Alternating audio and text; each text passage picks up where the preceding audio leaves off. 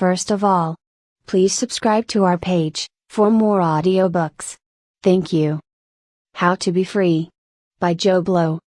Chapter 26. A New World is Rising. If we have within us an original nature characterized by unconditional love which can be liberated when we feel secure enough to drop our armoring, then what about humanity as a whole?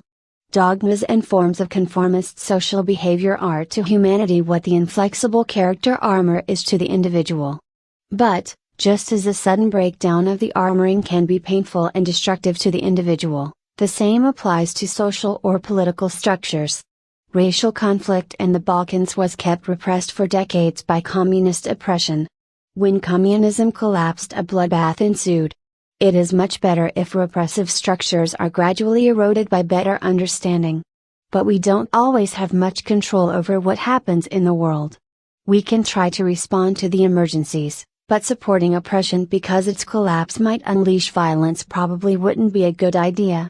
We can, however, see positive things happening in the world as well.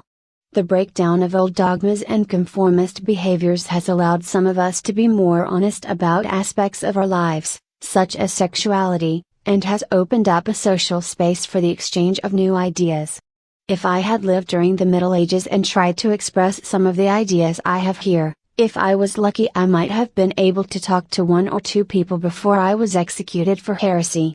Today I might be dismissed as a loony by many, but at least I can reach an audience via the internet.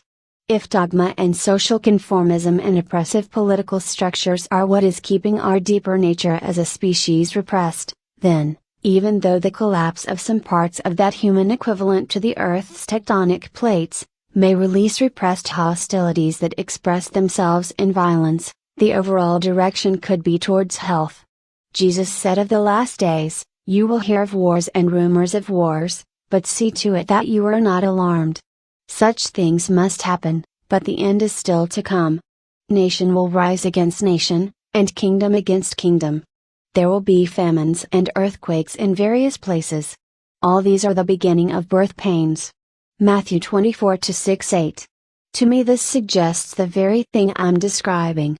The wars are the death throes of the old neurotic world, and the collapse of that world is necessary for the birth of the new.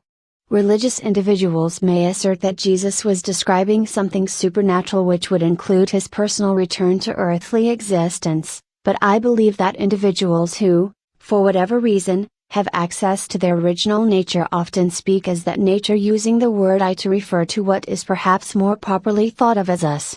During psychotic breakdowns, individuals very often claim to be Jesus or God.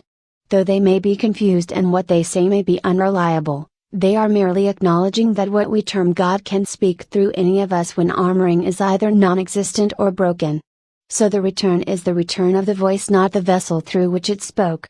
Jesus also said this, "At that time if anyone says to you, 'Look, here is the Christ,' or, 'There he is,' do not believe it. For false Christs and false prophets will appear and perform great signs and miracles to deceive even the elect, if that were possible. See, I have told you ahead of time. So if anyone tells you, 'There he is, out in the desert,' do not go out, or, 'Here he is, in the inner rooms,' do not believe it. For as the lightning comes from the east and flashes to the west, so will be the coming of the Son of Man. Wherever there is a carcass, there the vultures will gather." Matthew 24:23-28. Here we can see that what is being referred to as the coming of the Son of Man is not something focused in an individual towards whom others can look for guidance. Rather, the phenomenon is something which happens everywhere seemingly in a flash. This is consistent with the concept that the social space opened up by the death of dogmas, repressive regimes and social conformism allows for the decentralized improvisation of a new consciousness by those whose thinking has been thus liberated. I believe this book is a part of that, but only a part. There are many other useful ideas out there. And the internet is a key to this coming together of a new consciousness because it allows for completely decentralized communication similar to that found in the human brain. If we are to be one entity, the internet will be our nervous system. The last sentence refers to the dying dogmas. A lot of people, like those vultures, will have their attention focused on those dogmas in their death throes, but the real action is happening elsewhere. It should be emphasized that there is nothing supernatural about Jesus' predictions.